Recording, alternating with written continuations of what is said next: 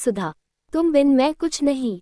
सुधा। मोहन ने सुधा का हाथ अपने हाथ में लेके बोला, डॉक्टर कहते हैं कि तुम मेरी बात नहीं सुन सकती, पर मुझे पता है कि तुम मेरी बात, मेरा स्पर्श सब महसूस करती हो। मोहन बोला। फिर कुछ पल एकटक सुधा को देखता रहा। जल्दी से ठीक हो जाओ सुधा, तुम्हारी ये खामोशी मुझे चुभती है। मुझे तो वो चुलबुली चाहती, दिन भर पट पट बोलने वाली सुधा चाहिए। तुम बिन मैं कुछ नहीं। इस अनाथ को तुमने अपने प्यार से एक परिवार का सुख दिया जिसके लिए मैं बचपन से तरसता रहा। फिर तुम्हारे आने से मेरी बंजर जिंदगी जैसे फिर से हरी भरी हो गई। अरे ऐसे क्या देख रही हो, मैं सच कह रहा हूँ सुधा, तुमने जहाँ एक और पत्नी बन मेरी जिंदगी को प्यार के रंग रंगीन किया, वही अपने दुलार व मेरी परवाह कर एक माँ की तरह अपने प्यार का आंचल मेरे सर पे रखा। कभी कुछ गलत करने पे एक पापा की जैसे डांटा और फिर एक पापा के जैसे सही गलत बता के मेरा मार्गदर्शन भी किया।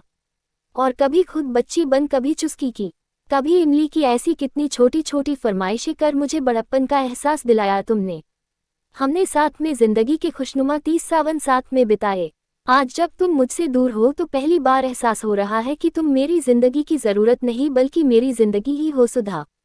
यहाँ अस्पताल में सब मुझको पागल समझते हैं, मेरे पीठ पीछे मेरा मजाक भी उड़ाते हैं, कहते हैं कितना बेवकूफ़ है, कोमा में कोई सुनता है भला। पर मुझे इन पे गुस्सा नहीं आता। जब तुम मुझसे रूठती थी तो कहती थी ना, ये बादल तो या तो शांत रहता है या गुस्सा की बारिश करता, प्यार भरी बारिश तो करना जैसे आता ही नहीं। तुमको पता है मैं अब गुस्सा भी नहीं होता किसी पे करूं, गुस्सा तो अपनों पे किया जाता है ना। ये कह के मोहन का गला रुंध हो गया।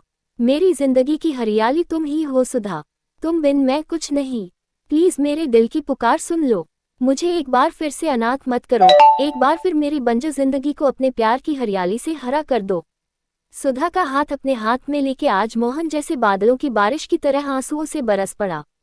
बादल के आंसुओं से सुधा का हाथ भीग गया, उसके हाथ में थोड़ी हलचल हुई, जैसे मानो मोहन के आंसू बादल रूपी वर्षा से सूखी धरा का रोम रोम खिल गया हो।